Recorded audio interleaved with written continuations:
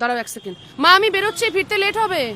কি বলবো বলো তো? হ্যাঁ, এত পলিটিক্সের মধ্যে কাজ করা সম্ভব? আমি আর পারছি না নিতে। আর রোজ এক জিনিস ভালো লাগে নাকি? আমি সিরিয়াসলি আর নিতে পারছি না। কি বলবো আর? আরে কি হচ্ছে নাকি? আসতে না না, আমি ডিসিশন নিয়ে ফেলেছি। দাদা এগুলো একটু জেরক্স করে দিন তো।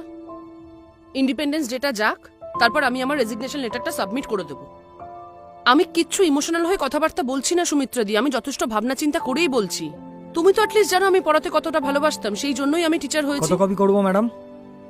কিন্তু এখন সারা দিন কি করি জানো? শুধু এই স্প্রেডশিট, প্যারেন্টস কল, রিপোর্ট এই করতে করতে ক্লাসে ঢোকার আগেই আমার এনার্জিটা শেষ হয়ে যায়।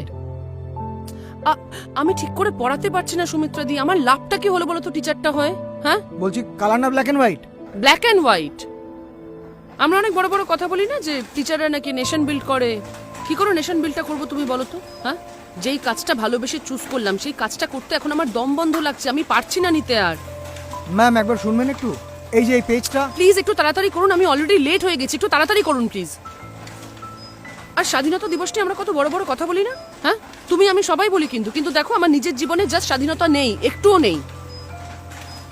ঠিক আছে সুমিত্রা দি, আমি পরে কথা বলছি। হ্যাঁ হ্যাঁ, কত হয়েছে দাদা? 200 টাকা ম্যাম। আমি আপনাকে তো ব্ল্যাক অ্যান্ড হোয়াইট করতে বললাম। জানি ম্যাম। জানেন যখন কেন? ওইগুলো তো ন্যাশনাল ফ্ল্যাগ ছিল। আমি প্রথমে ব্ল্যাক অ্যান্ড হোয়াইটই করছিলাম, কিন্তু তারপরে পতাকাটা রং ছাড়া বেরোতে দেখে কেন জানি না মনে হলো ঠিক হচ্ছে না। ভাবলাম ওই কটা পেজ খালি কালার করে দিই। তারপরে দেখলাম অনেকগুলো পেজেই পতাকা আছে। আপনিও ব্যস্ত ছিলেন তাই আর জিজ্ঞাসা করিনি। আপনি ব্ল্যাক অ্যান্ড হোয়াইটের দামটাই দিয়েন। সে তো ঠিক আছে, কিন্তু আপনি পতাকা নিয়ে খুবই সেন্সিটিভ দেখছি। আসলে স্কুলে একবার হিস্ট্রির স্যার বলেছিলেন, পতাকা শুধু কাগজ নয়, এটা একটা গল্প।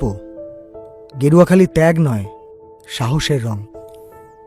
সবুজ শুধু মাটির নয়, আগামী আশার রং। আর মাঝে যে নীল চক্রটা দেখতে পান,